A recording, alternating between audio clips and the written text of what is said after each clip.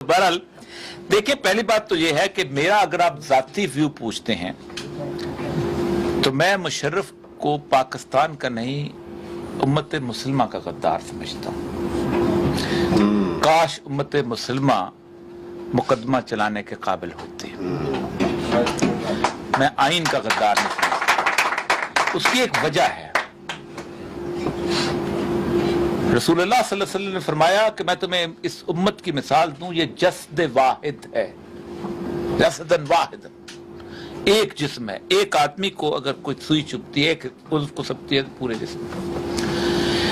2004 की रिपोर्ट उठाएं, American senate में रिपोर्ट है, पाकिस्तान यूएस रिलेशंस। आप सेनेट वेबसाइट पर चले जाएं, आपको रिपोर्ट मिल जाएगी। उसमें पाकिस्तान के कारनामे जो हैं वो पेश हुए हैं सेनेट के सामने। पहला कारनामा उसमें यह है कि पाकिस्तान के 3 हवाई अड्डों से 57,000 दफा अमेरिका के जहाज उड़े हैं और उन्होंने मेरे मुसलमान भाइयों के जिस्मों के परखचे उड़ाए हैं। उस जगह पे जहां अफगानिस्तान में बम बिगाड़ते थे, उसमें कोई काफिर नहीं रहता था, उसमें कोई ऐसा शख्स नहीं था कि जिसके ऊपर कहा जाए कि वो हिंदू था, या कोई ऐसा नहीं था जिसने आपके साथ जंग की थी। किसी अफगानिस्तान से उठ के किसी शख्स ने पाकिस्तान में जंग नहीं की। द मोस्ट पीस, सबसे पीसफुल पीरियड था वो पाकिस्तान अफगानिस्तान का। आपने ड्यूरेंट लाइन के ऊपर बुर्जियां नहीं लगी थी, उस जमाने में बुर्जियां लगी हैं। पाकिस्तान से गाड़ी चोरी होती थी, वहां जहां से बरामद करके हम लेके आते थे, मैंने देखा है उस जमाने में। अफगानिस्तान की तारीख का सबसे पुरसकून पीरियड, सबसे 300 साल के अहमद शाह अब्दाली में अफगानिस्तान बना है, सबसे पुरसकून पीरियड। क्या आप सोच सकते हैं कि पूरी दुनिया में अफीम की काश्त खत्म नहीं हो सकती थी, उन्होंने जीरो पे लेके आ गए थे। पॉलिटिकल साइंस का जो प्रिंसिपल सारा कुछ था, आपसे नहीं लड़े थे। आपने जहाज यहां से उड़े 57,000।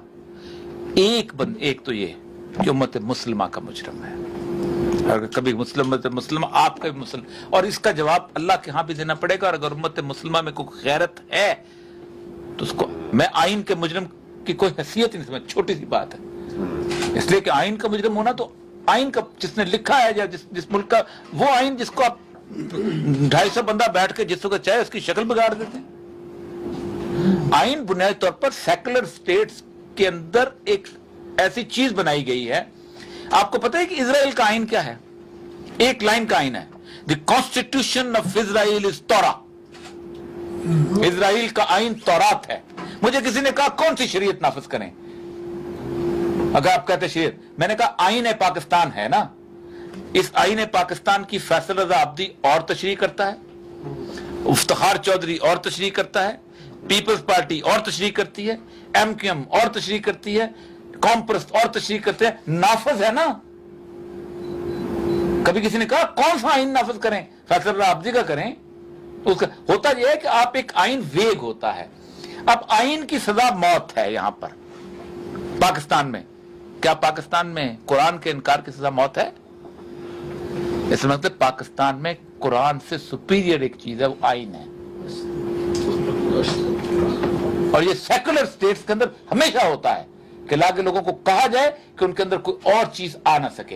अब सूरत हाल ये है कि मुशर्रफ का जहां तक मसला है, एक बात याद रखिए, मुशर्रफ है कमांडो। कमांडो की इसकी 30 साल की नौकरी है। कमांडो की एक ट्रेनिंग होती है कि भाईजान आग लगी हुई है, बंदूकें चल रही हैं, तुमने इसके अंदर कूदना ही कूदना है। लेकिन एक बात याद रखना, कूदने से पहले वापसी का रास्ता जरूर देखना है कि बाहर किधर से निकलूंगा।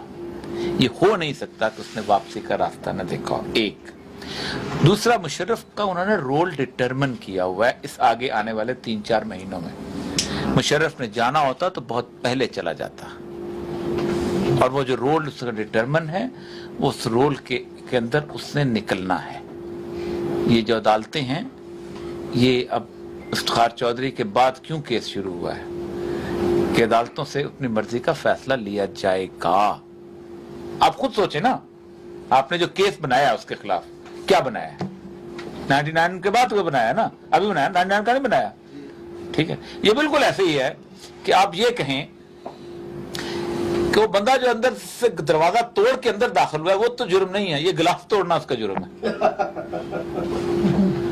تو جب یہی ثابت نہیں ہوگا کہ اس نے دروازہ توڑا, مجرم تھا کہ نہیں تھا. دروازہ توڑنے کے جرم کو تو اسمبلی نے کر دیا ریٹیفائی, بہت خوب. اب وہ گلاس توڑے یا جہاں کے پیشاب کرے یا کچھ کرے, اب تو اندر آ گیا. تو یہ جب بحث عدالت میں چلے گی تو عدالت میں آپ یوں ہو جائیں گے, اور پھر مشرف کے ساتھ اس دور میں آپ کی بجلی بھی خراب ہوگی, آپ کے حالات بھی خراب ہوں گے, پھر مشرف کو لوگ یاد بھی کریں گے. وہ پھر ایوب خان والی بات آئے گی, تیرے جانے کے بعد تیری یاد آئے گی. اور میرے لیے تکلیف دہ بات یہ ہے کہ امت مسلمہ کا یہ مجرم پھر جلسے سے خطاب کرے گا.